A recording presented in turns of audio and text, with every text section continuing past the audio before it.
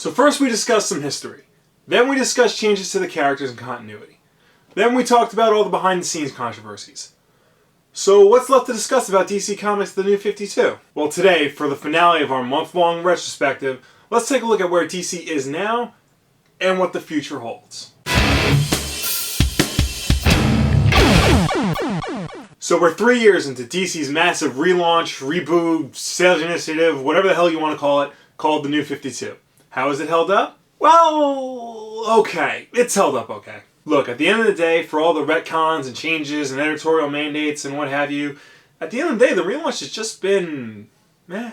I mean, sales are up, not just for DC Comics, but for the whole comics industry.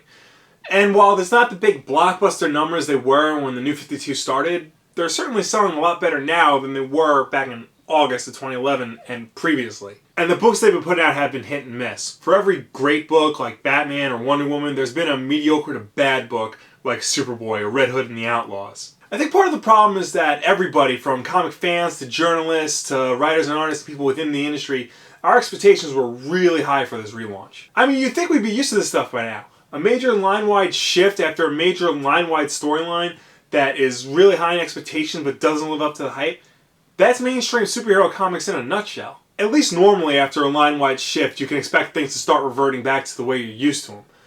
But I don't think that's the case with the New 52, at least not anytime soon. DC has sunk a lot of promotional muscle behind this initiative.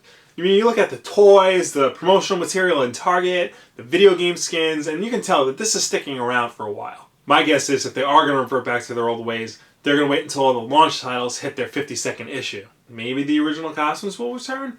Maybe Tim Drake will be Robin again? Like I so desperately want? Now, to be fair, they do seem to be bringing back a lot of old ideas and concepts from pre-New 52 era. Stephanie Brown is back in the Batman books, and it looks like Clark Kent is going to start working for the Daily Planet again, which he hasn't done since the relaunch. But it makes you wonder, because we're 3 years into this, and DC is still calling it The New 52. This is the final issue of All-Star Western that was released last month, and as you can see, it says New 52 clear as day. I don't know if you can tell on this cover because it's a stupid lenticular, but this is this month's issue of Batman, September 2014, and it says New 52 on it. After Infinite Crisis, DC marked all their books 1 year later, indicating that the story took place a year after Infinite Crisis ended. But once those storylines ended, the 1 year later button disappeared from all the books. So the fact that the New 52 is sticking around makes you think it might be temporary. Now, if this is temporary, we shouldn't be all pissed off about it because 3, 4, however many years just down the toilet. Instead, we should look back on it as the grandest experiment in mainstream comics. Because for all of its problems, for all of its issues and character changes and controversies, it really did raise the profile of comics in mainstream America. I mean, it got people reading comics again. It got people going to stores and picking up trades.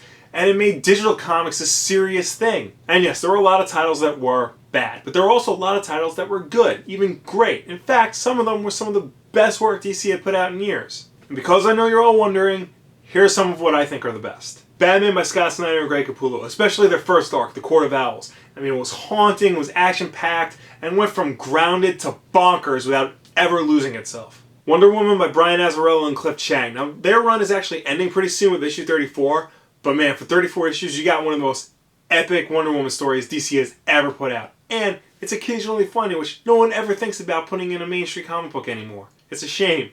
Animal Man by Jeff Lemire and Swamp Thing by Scott Snyder are two of the best horror stories ever told in comics. And when Charles Soule took over Swamp Thing, he just continued that very high quality of the series. Speaking of Charles Soule, I really liked his first arc of Superman Wonder Woman Power Couple. It's probably the best Superman story to come out since the New 52 started. The main Justice League book by Jeff Johns is also consistently good. There has never been a bad issue, and even the bad issues are better than most of what's put out at the time. And of course, the first 24 issues of Batwoman by J.H. Williams III and W. Hayden Blackman. And yeah, that's pretty much it. That's all I have to say on the matter. Thank you very much for watching our New 52 retrospective this month. Tune in next week where I promise I'll talk about literally anything other than DC Comics. For at least another month. Let me know down below or on Facebook and Twitter what you think of the New 52 as of right now. What do you think it's going to be in the next few years? What are some of your favorite books from the initiative? And, as always, like if you like, subscribe if you really like, share this video with your friends. Thank you very much for watching. I will see you next time. Since the start of the New 52, it's been very clear that DC has one singular vision it wants all of his titles to follow. This runs the gambit from artwork adhering to their house art style, which we've talked about previously, and also similar writing themes and tropes that are put into all the books. So okay, so your account levels up, but your characters but don't. your characters don't. In game, you start at 1 every game. Runes and masteries. We're not that far yet. No, it's part of the leveling up thing. Would you care to discuss that, Ben? All right.